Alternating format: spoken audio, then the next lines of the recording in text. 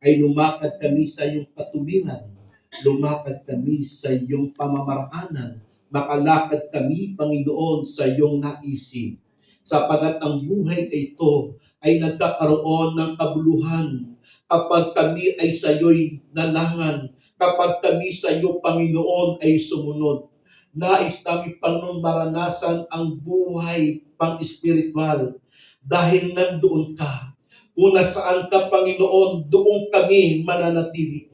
Doon kami makikinig.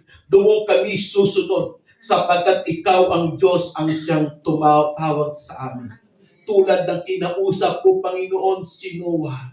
Hindi siya nabigo. Bagamat siya'y pinagtawanan, inapi ng mga marunong, ng mga magagaling, na tinawag pa siyang baliw. Ngunit nanindigan si Noah sa kanyang pinaniniwalaan, sa kanyang kinikilalang Diyos. Ngunit hindi siya pinabayaan ng Diyos. Ipinagtanggol siya ng Diyos, napahiya ang karamihang naluya sa kanya, napahiya ang mga matatalino nagsasabi sa kanyang baliw. Sila ngayon ang nagmamakaawa kay Noah na pagbuksan sila ng pintuan upang maligtas sila.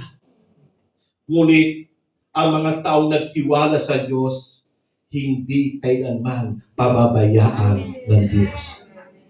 Kaya kapatid, hayaan mong palawigin mo ang iyong pananampalataya, ang iyong pananaw, ang iyong pamumuhay, sapagkat ang Diyos ay hindi nagpapabaya.